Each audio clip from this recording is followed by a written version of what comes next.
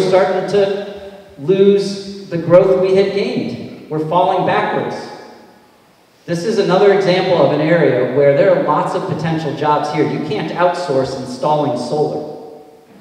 And we need to be intentional about it. So we not only need policies that are going to incentivize more solar development, we need to be thoughtful about how we make sure we're taking advantage of the opportunity it presents to get that job growth number to go the right direction again. Now to transportation.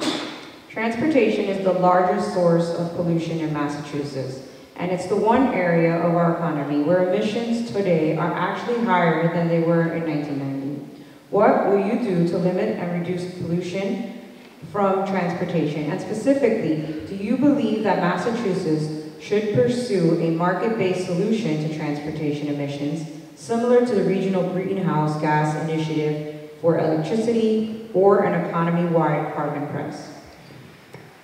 Absolutely. The RGGI initiative has worked. It's worked beyond people's expectations. We need a market-based incentive in our transportation sector, which is our biggest emitting sector right now. I think it's something like 40% of our greenhouse gas emissions are from transportation. All the economists agree carbon pricing or some market-based incentive would be a huge catalyst to getting us to a true clean energy economy.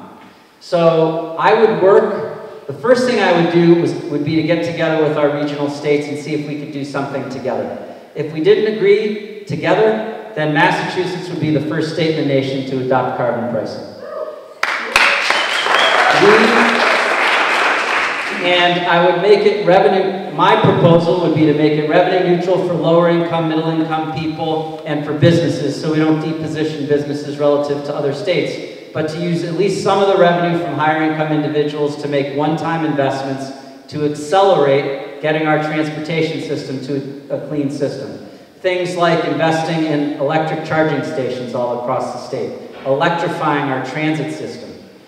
But I also have, and this is a big difference between myself and our current governor, I have a specific plan to raise $3 billion each year to invest in education and transportation, to fix our transportation system, which is one of the worst in the country, where people sit in traffic for longer than pretty much everywhere else in the country. That's not only bad for people, it contributes to greenhouse gas emissions. People can't depend on our system to get to work on time, so guess what? They don't use it. Many people who would use it don't. Many people who used to drive and park at the Alewife station are now afraid that it's literally falling apart on their cars, so they don't do that anymore. We need to make our transit system as convenient and reliable and safe and clean as possible so that people use it and get off our roads. And if we do, we will accelerate our transition. So we need to be honest, we need to invest more in it. I have a plan to do that. And it's the $3 billion is going to come from wealthy university endowments and from millionaires. We're going to bring back the millionaires tax and put it on the ballot 4 years from now. That will raise $3 billion that we can make the investments we need to make. And don't let anyone tell you we can do all these things.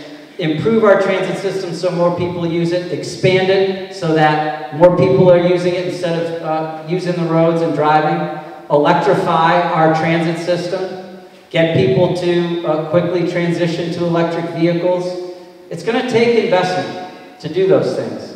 And I'm being honest about that, and I have a plan to do it.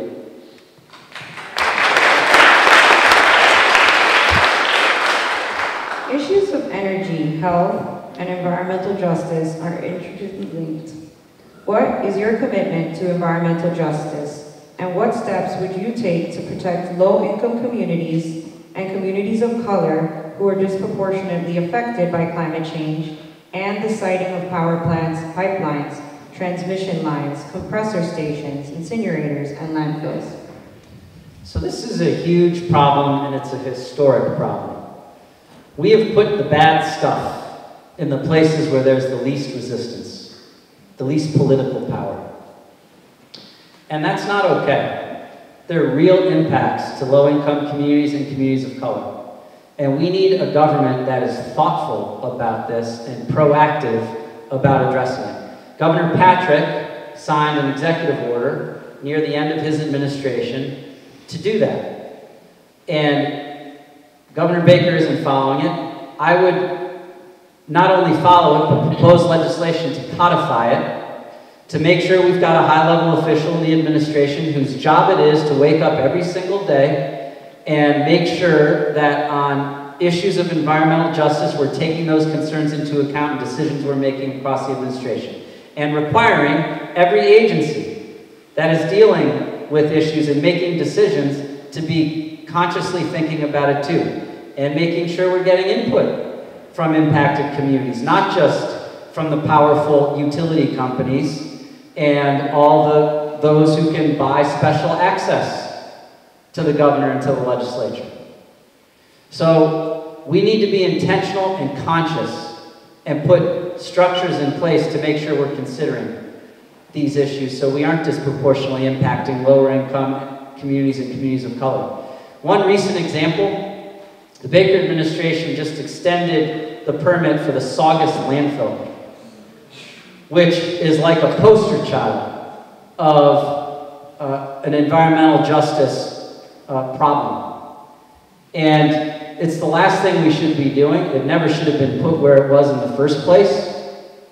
And I would do everything I could to stop that permit and figure out some other solution. But this is a big issue for climate change also. Climate change impacts are expected to disproportionately impact lower income communities and communities of color.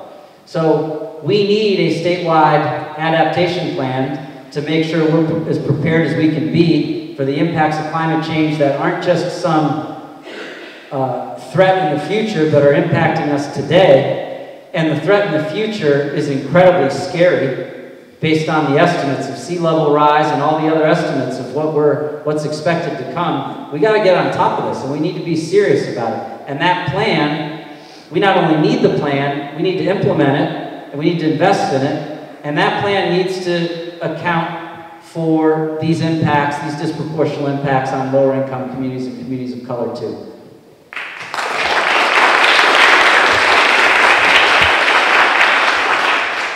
In the last legislative session, Senator Sonia Chang Diaz and Representative Russell Holmes offered legislation to improve solar access for low-income individuals and renters, including fair compensation rates for low-income and community solar projects. Do you support these measures, and what else can we do to ensure that all communities have a fair and equitable access and enjoy the benefits of our clean energy transition? Yes, I do support these efforts. I see them not only as a matter of equity for lower income communities to make it more financially feasible for developers to develop solar in those communities and for them to benefit from it, but it's in our collective interests. I mean, we need to be as aggressive as we can be about making sure we're developing solar everywhere we can develop it. And there can't be communities left behind for financial feasibility reasons. So we need to figure out whether it's increasing the caps on solar RECs to make it more financially feasible, as I believe Senator Sonia Chang Diaz and Representative Holmes have proposed, or other approaches to make it more financially feasible and to incentivize development of solar in lower income communities. We need to do whatever we can. And I'm going to support whatever efforts smart people bring to me, whatever ideas smart people bring to me to achieve that objective. The current utility business model rewards the Commonwealth's utility companies for building fossil fuel infrastructure like pipelines and natural gas power plants, and discourages the integration of distributed generation systems like solar power. There is a growing concern that utility companies like Eversource and the National Grid yield an outsized influence on Beacon Hill at the expense of the public's interest. Do you share these concerns? And if so, what steps do you think are necessary to address them? I don't just share the concern, I know it's true. All of you do too. Yes, they have outsized influence. We see it manifested in a lot of different ways. But look, the utility company's #1 priority is not the public interest. It's their shareholders and their profits. And we need to keep that in mind. This isn't just any other business. This is a highly regulated utility, electric, gas, energy, that we depend on. That's why it's highly regulated. And we need to make sure the way in which we're regulating the utilities is driving the public interest. And that they have the incentives to serve that public interest. So, you know, we've been pretty successful in energy efficiency, right? Like, the utility companies' incentives are now aligned with us. They're trying to do as much energy efficiency improvement as they can because of the fact that we have aligned those incentives when it comes to energy efficiency improvement. It's why we've made as much progress as we have. We need to do the same thing in transitioning to renewable energy sources. And right now, those incentives aren't aligned. So we're going to need to reform the approach we're taking and make sure that the Department of Public Utilities, first and foremost, is populated with commissioners who aren't coming from the fossil fuel industry, but share our values and the sense of urgency about moving to a true clean energy economy as quickly as we can. And who are going to take a big step back and a fresh look at how we make sure we work with the utilities in a way where they're incentivized to do what we need them to do to achieve these goals.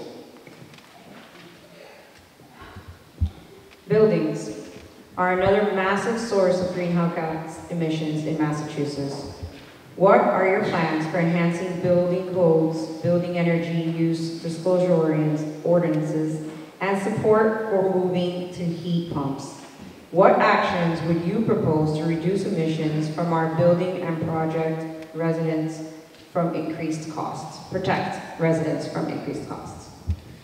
So we absolutely need to take a fresh look at the building code for a couple of reasons. One is to make sure that we are driving more energy efficient buildings, but also buildings that are resilient to climate change, particularly in certain areas, right? So we're going to need to take a fresh look at the building code. People who are a lot smarter about this stuff than I am, and let me tell you, I'm going to be the first one to acknowledge to you and to admit that I don't know everything. And one of the neat things about what I'm doing as a candidate for governor is I'm meeting lots of smart people and learning a lot. And this area is no exception. But I'm going to want to be advised by lots of experts about what we can do, what tools we have, building code, policies that we put in place in the executive branch, legislative changes we need to really drive energy efficiency in a more aggressive way. One of the things I've heard, I don't know whether this is true, but that a lot of the funding that we're all paying for to make energy efficiency improvements in Massachusetts, a lot of it is just sitting there.